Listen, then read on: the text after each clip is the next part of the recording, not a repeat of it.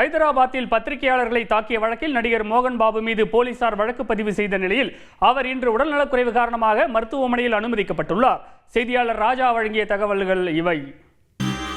பிரபல தெலுங்கு நடிகரான மோகன் பாபு, ரஜினி, கமல்ஹாசன் படங்களில் முக்கிய கதாபாத்திரங்களில் நடித்ததன் மூலம் தமிழ் ரசிகர்கள் மத்தியில் மிகவும் பரிச்சயமானவர். கடந்த 2020ஆம் ஆண்டு வெளியான சூர்யாவின் சூரரை போற்று படத்தில் விமானப்படை அதிகாரியாகவும் மிரட்டியிருப்பார். தென்னிந்திய திரையுலகில் முன்னணி நடிகராக வலம் வரும் மோகன் பாபுவுக்கும் அவரது மகன் மஞ்சு மனோஜுக்கும் இடையே சொத்து பிரச்சினை பூதாகரமாக வெடித்துள்ளது. சொத்து பிரச்சினையில் மகன் மனோஜ் தன்னை தாக்கியதாக ஹைதராபாத் போலீசில் மோகன் பாபு புகார் அளித்தது தெலுங்கு திரையுலகில் பெரும் சர்ச்சையாக வெடித்துள்ளது. இது தொடர்பாக செய்தி சேகரிக்க ஏராளமான பத்திரிகையாளர்கள் ஹைதராபாத்தில் உள்ள நடிகர் மோகன் பாபுவின் இல்லம் முன் நேற்று குவிந்தனர்.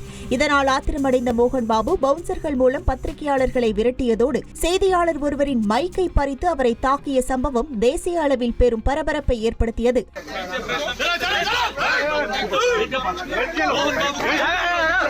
மோகன் பாபுவின் இந்த செயலுக்கு கண்டனங்கள் குவிந்து வரும் சூழலில் பத்திரிகையாளர்களை தாக்கியதாக அவர் மீது காவல்துறை வழக்கு பதிவு செய்துள்ளது. இந்த நிலையில் தனக்கு பிபி அதிகரித்துவிட்டதாக கூறி மோகன் பாபு கச்சிபவுலியில் உள்ள தனியார் மருத்துவமனையில் அனுமதிக்கப்பட்டுள்ளார். செய்தியாளர் ராஜா வழங்கும் கூடுதல் தகவல். தெலுங்கானா உயர்நீதிமன்றம் டிசம்பர் 24ஆம் தேதி வரை அவர் போலீஸ் விசாரணைக்கு ஆஜராக தேவையில்லை என்றும் தொடர்ந்து அவர் இல்லத்தை போலீசார் கண்காணிக்க வேண்டும் என்ற உத்தரவை பிறப்பித்திருக்கிறது.